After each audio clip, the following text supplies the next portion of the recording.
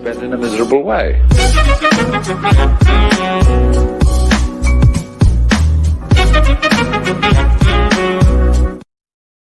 U.S. News before Trump's State of the Union, a look at how last year's promises fared the New York Times.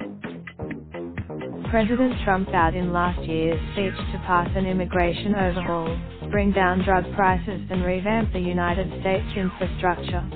How much progress? In his last year, President Trump outlined his vision for an America-first approach to overhauling the immigration system, revitalizing manufacturing and prioritizing national interests abroad. As Mr. Trump prepares to deliver his second address on Tuesday, which is, here's an assessment of his progress on the promises he made last year. It is time to reform these outdated immigration rules, and finally bring our immigration system into the 21st century.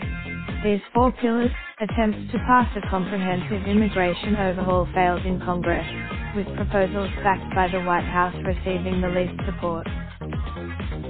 The four pillars Mr. Trump describes are providing a pathway to citizenship for the young immigrants known as Dreamers, building a wall on the southern border, ending the diversity lottery visa program and limiting family-based immigration. In February 2018, the Senate, the White House plan, and Mr. Trump's address this year comes after a 35-day government shutdown, the longest ever, over the president's demand for border wall funding. Chrysler is moving a major plant from Mexico to Michigan. Toyota and Mazda broke ground on their $1.6 billion joint venture in Alabama in November.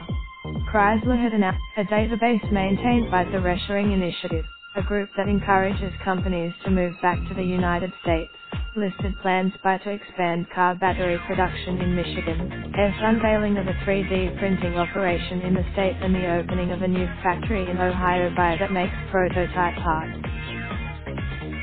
But no other company has announced or opened a new assembly plant in the United States. In contrast, new rules for automakers in the successor to the North American Free Trade Agreement would eventually produce 75% U up from 62.5% U of a vehicle's content in North America to qualify for zero tariffs. But the deal still awaits congressional ratification. And the changes would, even if the administration raised tariffs on foreign car imports, spurring investment in the United States, automakers would still be mindful of the volatility of Mr. Trump's trade policies and investment would sit on the sidelines, Mr. said. Employment in the auto industry has increased slightly under Mr. Trump's watch. The number of vehicles, we will work to fix bad trade deals and negotiate new ones. And we will protect, Mr. Trump has renegotiated them. While the changes to the South Korea agreement were modest, the revised NAFTA strengthens intellectual property rights in Canada, and concluded that people who are terminally ill should not have to go from country to country to seek a cure. I want to give them a chance right here at home. It is time for the Mr. Trump signed into law in May, allowing terminally ill patients to seek access to experimental medicine that is not approved by the Food and Drug Administration. A similar program known as compassionate use, or expanded access, has been in place since the 1970s, and the FDA says it authorizes 99% of the requests it receives. The new law allows, that is why I have directed my administration to make fixing the injustice of high drug prices one of our top priorities. Prices will come, drug prices are still increasing, albeit at lower rates than in previous years.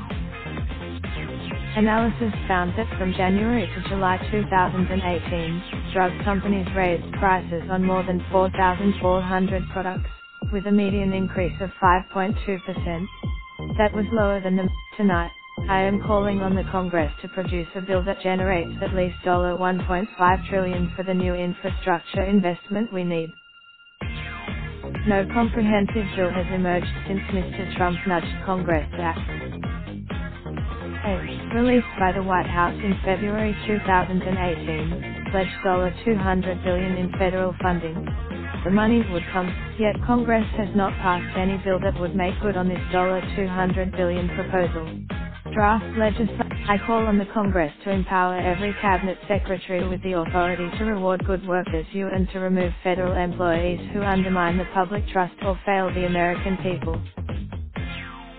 Mr. Trump signed an executive order in May making it easier to fire government employees, but a federal judge struck down most of its provisions.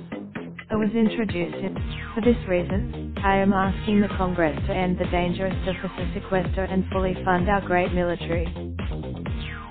While Congress has not yet repealed the deficit sequester limiting military spending, lawmakers effectively ignored it and increased funding last year. The Budget Control Act of 2011 imposes caps on federal spending for the next decade, to compel Congress to find savings in the budget. If lawmakers did, Mr. Trump signed legislation that allotted the Pentagon in 2018 and 2019 fiscal years, far exceeding the spending limit. Those figures do not. Raindrop, drip, drop top, top smoking, no cooking the hot pot. Fucking on your bitch, yeah, that.